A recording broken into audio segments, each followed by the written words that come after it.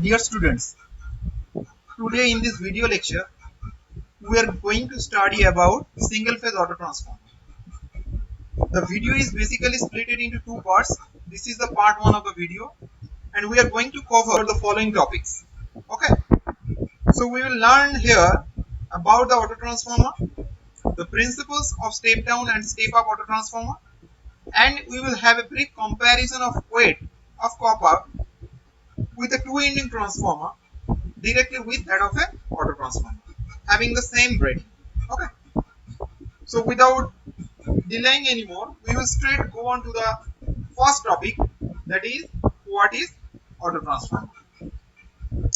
From the definition you can see an auto transformer is a transformer with only one winding wound on a laminated core, and an auto transformer basically works as a voltage regulator.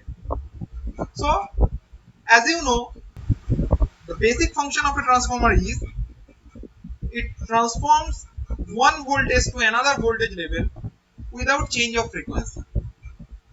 Here it is basically a special scenario of our regular transformer.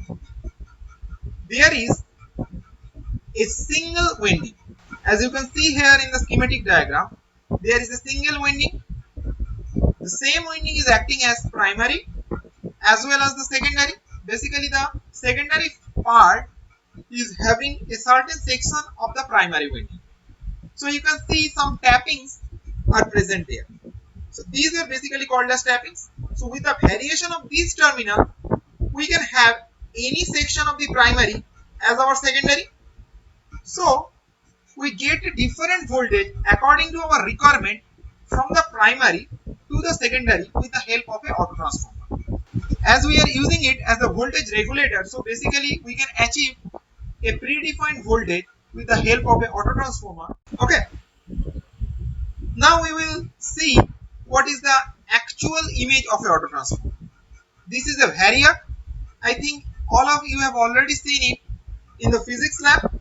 So this is basically a auto transformer which can produce variable output AC voltage from a fixed AC at the input. Okay. So this is the basic schematic diagram as well as actual picture of an auto transformer. And what we have known that auto transformer is basically a special type of transformer having a single winding from which we can get a variable AC output voltage at the secondary from a fixed input AC voltage in the primary. Okay. The next topic is principles of step down and step up auto transformer. First, we will start with the step down auto transformer. As the picture suggests, you can see here the transformer is having a single winding and the primary side is having n1 number of turns in between A and B, and the secondary is basically CV, which is basically a fraction of the primary winding AB and having n2 number of turns. Okay. Now as V1 is the voltage applied across AB, so as per the principle of transformation of voltage, a certain voltage will induce in the secondary winding, that is CV, and V2 is the secondary voltage. And also as per the principle of induction of voltage in the primary as well as secondary winding, as it is basically induced by the same flux, so voltage per turn in the primary winding will be same as the voltage per turn in the secondary winding. That's why the voltage V2 which we are basically getting here is equal to voltage induced per turn in the primary, that is V1 by N1 into N2. So V2 by V1 is equal to N2 by N1. Now number of turns in the secondary by number of turns in the primary is basically the transformation ratio and is constant for a given transformer and is denoted by K. Now as we can see that N2 is less than N1, so V2 will be less than V1. So for this type of auto transformer, where the secondary voltage is less than the primary voltage, is basically termed as step down auto transformer. Okay. Next, we will learn about the principle of step up auto transformer. Here the situation is basically reverse from that of the previous type of autotransformer. Here we can see that the number of turns of the primary section is less than that of the secondary section. As N1 is less than N2, so definitely the voltage induced in the secondary V2 will be greater than the voltage supplied V1. So the output voltage will be higher than the input voltage. So this type of autotransformer is basically termed as step up autotransformer. Now we will have a brief comparison of weight of copper of a single phase autotransformer and a two winding transformer of same rating. So you can see here the autotransformer is having N1 number of turns as the primary and the section is AB, and the secondary is having N2 number of turns and the section is BC. Also the current which is flowing into the transformer is I1 and I2 is the current to the load. So N2 turns are basically carrying the current I2 minus I1, and again at the end the current I1 is returning to the other terminal of the input. Okay, so we know that weight of copper in any winding depends upon the length of the copper as well as the cross section area of the copper, and the length of the copper is basically proportional to the number of turns present in the winding, and cross section depends upon the amount of current to be carried out by the winding. Okay, so we can say that weight of copper in a winding is directly proportional to the product of number of turns and the amount of current being carried by the winding. Okay, so here the weight of copper of the section AC will be proportional to the number of turns, that is N1 minus N2 into I1, where I1 is the amount of current which is being carried by the section AC. Similarly, the weight of copper in the section BC will be proportional to number of turns, that is N2 multiplied by I2 minus I1, which is the current carried by the section BC.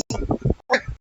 Now the total copper in the winding of the autotransformer is proportional to sum of the weight of these two sections, that is equal to N1 minus N2 into I1 plus N2 into I2 minus I1.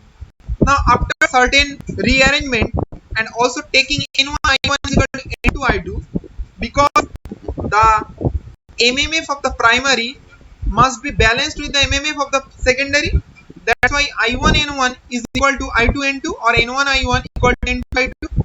From this, finally we are getting the total weight of copper is proportional to 2 into N1 I1 minus N2 I1. Okay.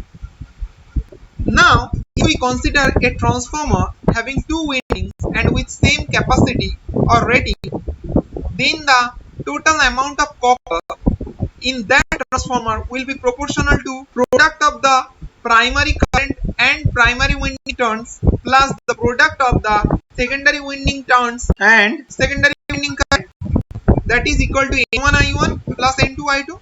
Now we know that for this case also N1 I1 equal to N2 I2. So the expression becomes 2 into N1 I1. So the amount of copper in a two winding transformer is directly proportional to 2 into N1 I1. Now let us assume that WA and WTW are weight of copper in autotransformer and two winding transformer respectively. Our goal is to find out the amount of saving of copper in case of an autotransformer of same capacity compared to a two winding transformer. So taking the ratio of the weights, we get WA by WTW equal to 2 into N1 I1 minus N2 I1 by 2 into N1 I1. Cancelling 2 and 2 in the numerator and denominator, we get N1 I1 minus N2 I1 by N1 I1 is equal to 1 minus N2 into I1 by N1 into I1. Now cancelling I1 in the numerator and denominator of the second term, we get WA by WTW equal to 1 minus N2 by N1. Now we know N2 by N1 is equal to K, that is the transformation ratio of the autotransformer. So WA by WTW is equal to 1 minus K. Now we can write WA equal to WTW minus K into WTW, or WTW minus WA, that is the difference of weight of copper in a two-winding transformer and an autotransformer, is equal to K into WTW, that is transformation ratio multiplied by the weight of copper in a two-winding transformer. So this is the amount of copper which we can save if we use a autotransformer of same capacity instead of a transformer which is having two winding. So definitely the weight of copper in an autotransformer of same capacity than that of a two winding transformer will be less. Okay. So with this we are basically concluding our first part of the video lecture regarding single phase autotransformer. Thanks for watching, and for some other videos you can visit the YouTube channel EEMCQs, and for other queries you can mail me to EEMCQs@gmail.com. Thank you once again.